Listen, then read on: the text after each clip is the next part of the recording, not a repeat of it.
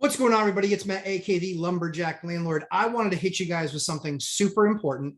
I was kind of inspired by, I'm always inspired by the uneducated economist, but I was kind of inspired by him when, he was talking through, banks and, obviously the Fed's role and, safety of banks and the king dollar. And I was really inspired by, by that. And so I wanted to do a little bit of research, right? Because I think for example, I think a lot of us kind of take for granted that, well, yeah, I'm not worried about a bank run. I'm not worried about a bank collapse. I'm not worried about any of that stuff because quite frankly, it's just not going to be a thing for me because FDIC will cover me for $250,000. And, most of us don't have $250,000 in the bank, but some of us do. Some of us do have more than that in the bank. And I think why that's important is because it's a lot of times it's, real estate investors or investors of all sorts of different kinds, maybe people that might have pulled their money out of the market and are just putting it in their account to wait.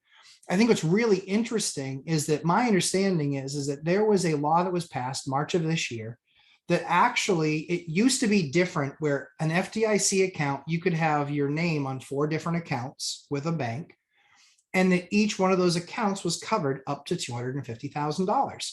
My understanding is that law has changed and it changed in March of this year. I believe it was March 9th. But you'd have to double check that. But again, I believe that has actually changed to where now it's the relationship that you have with the bank. So now those 4 accounts, even let's just say if you had $800,000 between those accounts, you're still capped at a $250,000 FDIC limit, federal deposit insurance. So what I started looking for is what are the answers to if there were a run on one of those banks? Is there an ability to scale up? So what was really interesting is as I talked to one of my banks that I have a relationship with, I asked them, I said, hey, I'm actually going to need to pull some money out of this bank and put it into a different bank because I'm over that threshold based on the investments that I'm ready to make. I'm over that threshold. And so the question is, what is there that can be done to further protect my money over that $250,000? I know, I get it, but this is money truly just in transition from one asset that was sold to another asset that I'm going to be purchasing. So it's not like I sit around with all this money just waiting in the bank to do my bidding. But it is something that's really important because I think there's a lot of investors out there that might have sold something, or they might have cashed out of retirement, or they might have pulled money out of the market that could be sitting there in that bank account. Certainly Americans that have saved up over a long period of time. One of the things to consider is as I'm having this conversation with the bank, they said, we actually have the answer to that. You're not going to have to pull your money out and put it in $250,000 increments in another bank. So what they actually told me is they have something called DIF. It's deposit insurance.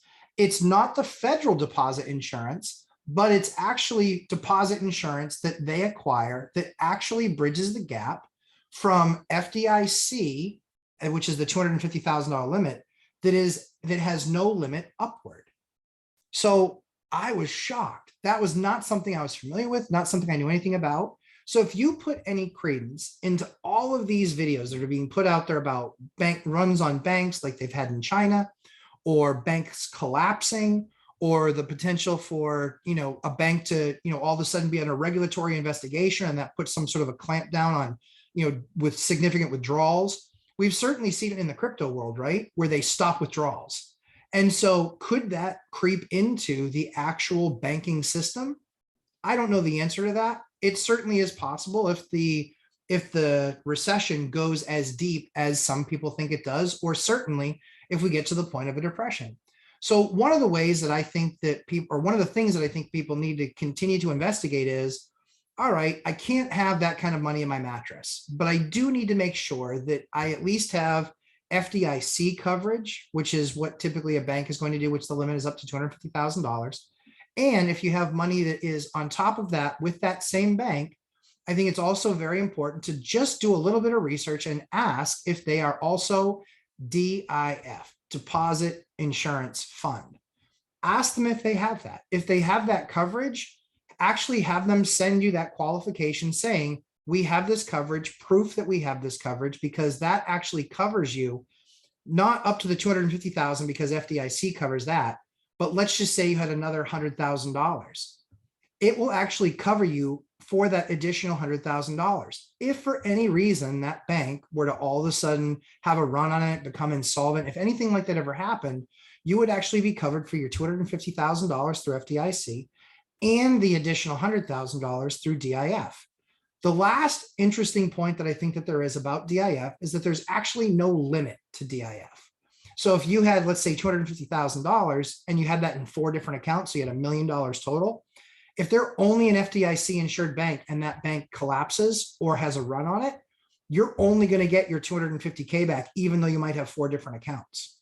That's the rule that just passed in March. What I believe is really interesting is this DIF completely does away with that and doesn't matter. You can have 4 different accounts with $250,000 in each of those accounts. This DIF, while the FDIC will cover one of those accounts, DIF, if that bank is set up for DIF and pays for the service of DIF and the insurance, you will actually get full recovery on the other 3 accounts as well. So one of the things for me, again, I only share the things that I know and the things that I have experience in. This was a process that I just went through. It was something that I actively reached out to a number of different banks. One of the things that I would tell you is that it's not typically with larger banks. The insurance premiums on those would be so incredibly high. So largely it's for smaller, more local banks that are in competition with the larger banks. These are often the places that actually will carry or cover you with a DIF insurance on your deposit past the federally mandated FDIC. So hopefully this information was helpful to you. If you have any questions, please put them in the comment section below. Please hit the like button, but also subscribe.